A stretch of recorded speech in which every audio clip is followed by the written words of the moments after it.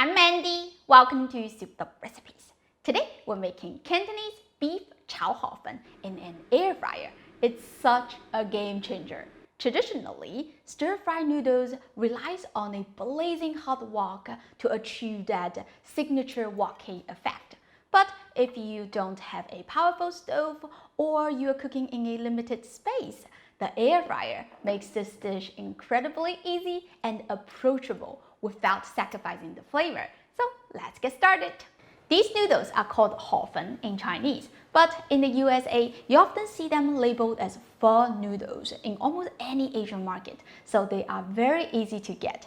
To prepare dried pho noodles, bring 1.5 liters of water to a boil using an electric kettle. Then soak the noodles for 5 to 8 minutes depending on the thickness. Honestly, it will save me so much work if I just use fresh pho noodles. But considering most of my audience are Western, where fresh rice noodles are difficult to find, I use dried noodles so that you can still make this recipe no matter where you are. Funny enough, it's the opposite in China. Where I live, fresh rice noodles are everywhere.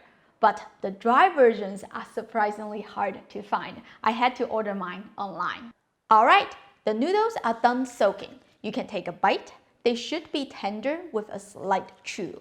Take them out and drain completely. Season the noodles with 1.5 tablespoons of soy sauce, 1 tablespoon of oyster sauce, and ½ tablespoon of dark soy sauce, and mix thoroughly.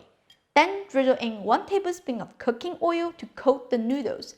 Since the air fryer doesn't allow you to stir fry as you cook, everything must be seasoned properly ahead of time. Slice the beef into 1/8 of an inch thick pieces. Then marinate it with a 1/4 teaspoon of ground white pepper, a 1/4 teaspoon of salt, a 1/4 teaspoon of baking soda, 1 teaspoon of cornstarch, 1 tablespoon of soy sauce, and 1 tablespoon of cooking wine. Mix well. I think the color is a little too light, so I'm going to drizzle in just ½ teaspoon of dark soy sauce. Continue to mix. Oh, I almost forgot the garlic. Not too late to add it now. We also need to add ½ tablespoon of cooking oil and mix to coat the beef so it doesn't come out too dry. I have got here some vegetables. 1.5 ounce of garlic chives, which I cut into 2-inch long pieces. 1.5 ounce of onion, I sliced thinly. 1.5 ounce of red chili pepper, julienne, and 4 ounces of bean sprouts. Again, we'll add ½ tablespoon of oil and mix to coat the vegetables. The oil helps to prevent the food from drying out under the constant hot airflow.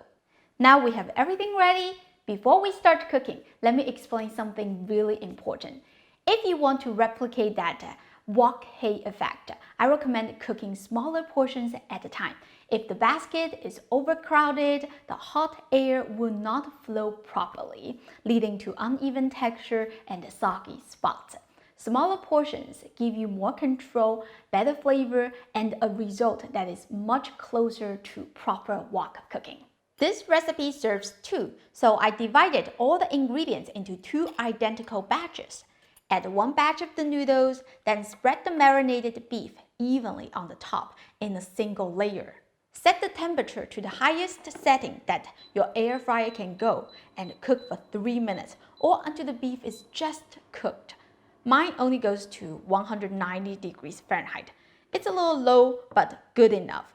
Don't overcook the beef, otherwise it becomes too dry. Give it a stir and bring the noodles to the top. Stick it back into the air fryer and continue to cook for 3 to 5 more minutes. Give the noodles another stir and stick it back. Continue to air fry for 3 to 5 more minutes so you can fully cook the noodles. Pull it out and add the vegetables evenly on the top. Air fry for 2 to 4 more minutes. I like my vegetables to be slightly crispy. You can cook longer if you want them to be softer. And that's basically it. Give everything a good mix and this batch is done. Don't forget you have another serving to go. This method won't replace the smoky magic of a real restaurant wok, but it's a clever, satisfying alternative that delivers big flavor with very little effort. Honestly, the result is better than my expectation.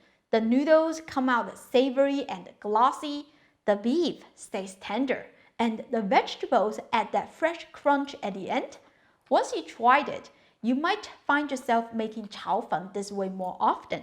I hope you give this a try soon. As always, the printable recipe link is in the description. Go check it out.